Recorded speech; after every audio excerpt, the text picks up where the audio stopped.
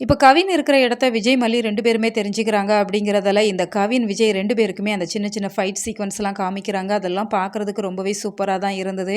இந்த வெண்பாவோட கடத்தல் நாடகத்த ரொம்ப நாளைக்கு கொண்டு போகாம, அட்லீஸ்ட் கொஞ்ச நேரத்திலேயே முடிச்சுட்டாங்க அப்படிங்கிறது, பார்க்குற நமக்குமே மனசுக்கு ரொம்ப ரொம்ப நிம்மதிய குடுக்க தான் செய்யுது. ஏன்னா சுடர் கடத்தி வச்சிருக்கிறப்ப அவங்கள மீட்கிறதுக்கு ரொம்ப நாள் ஆச்சு அப்படிங்கிறதால, அத பார்க்குறது நமக்குமே ரொம்ப ரொம்ப கஷ்டத்த குடுக்க தான் செஞ்சுது. ஆனா, இப்போ உடனே முடிச்சுட்டாங்க அப்படிங்கிறது ரொம்பவே சூப்பரா கொண்டு போயிட்டு இருக்கிறாங்க. இப்ப கவினையுமே விஜய் எப்படியாச்சும் பிடிச்சிருவாங்க, போலீஸ் கிட்ட சரண்டர் பண்ணிருவாங்க அப்படின்னு சொல்லி பார்த்தா இந்த கவின் எஸ்கேப் ஆயிடுறாங்க. இந்த சூழ்நிலையில விஜய் அந்த போலீஸ்க்கு கால் பண்ணி நடந்த விஷயத்த சொல்றாங்க. இப்ப தீபிகா அந்த போலீஸுமே வந்துடுறாங்க. தீபிகாவுக்கு என்னதான் வேணும் அப்படிங்கிறதே தெரியல. அவங்க தேவையில்லாம விஜய், மல்லி மேல தேவையில்லாத பழிகள்லாம் சொல்லிட்டு இருக்கிறாங்க.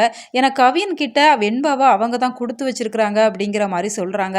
இதை கேட்கவுமே மல்லிக்கு ரொம்பவே கோவம் வந்துருது. யாராச்சும் பெத்த குழந்தைய ஒரு ரவுடிங்க கிட்ட கொடுத்து வைப்பாங்களா? ஏன் மேடம் இவ்வளோ கேவலமா யோசிக்கிறீங்க அப்படிங்கிற மாதிரி சொல்றாங்க. நீங்க 3 பேரும் சேர்ந்து ஏதோ கூட்டு களவாணித்தனம் பண்றீங்க. கவினை எங்க நான் பிடிச்சிட்டேன் அப்படின்னு சொன்னா உங்களோட நாடகம்லாம் வெளியில வந்துரும் அப்படிங்கிறதால தான் நீங்க கவினை எஸ்கேப் பண்ண வச்சுட்டீங்க அப்படிங்கிற மாதிரி விஜய், மல்லி 2 பேர் மேலேயுமே பழிய தூக்கி போடுறாங்க. இருந்தாலுமே விஜயுமே சலிச்சு போயிட்டாங்க. மேடம் உங்ககிட்ட நான் எவ்வளவோ சொல்லி சொல்லி பார்த்துட்டேன். ஆனா திரும்ப திரும்ப நீங்க இப்படியே பேசிட்டு இருக்கிறீங்க. எங்களுக்கு உண்மையிலே உங்ககிட்ட எப்படி புரிய வைக்கிறதுனே தெரியல மேடம் அப்படிங்கிற மாதிரி சொல்லிட்டு இப்ப விஜய், மல்லி 2 பேருமே கிளம்பிடுறாங்க.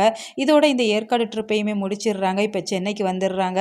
ஸோ ஏற்காடை பொறுத்த வரைக்கும் ஒரு ஹாப்பியான மூமெண்ட் அப்படின்னு சொல்லி பார்த்தா நிச்சயமா இல்லை. அவங்க சந்தோஷமா என்ஜாய் பண்ணணும் அப்படிங்கிற மாதிரி தான் ஏற்காடு வந்தாங்க. இருந்தாலுமே பல கசப்பான அனுபவங்களோட தான் இப்போ விஜய், மல்லி, வெண்பா 3 பேருமே திரும்ப இப்போ வீட்டுக்கு வந்திருக்கிறாங்க. ஸோ அப்கமிங் சீக்வன்ஸை பொறுத்த வரைக்கும் இப்போ விஜயோட வீட்டில் தான் நடக்க இருக்கு அப்படிங்கிறதால பல எதிர்பாராத அதிரடியான திருப்பங்கள் வரும் அப்படின்னு சொல்லி நாம எதிர்பார்க்கலாம். இது போன்ற ரெகுலர் அப்டேட்ஸ்க்கு நம்ம சேனலை மறக்காம சப்ஸ்கிரைப் பண்ணுங்க.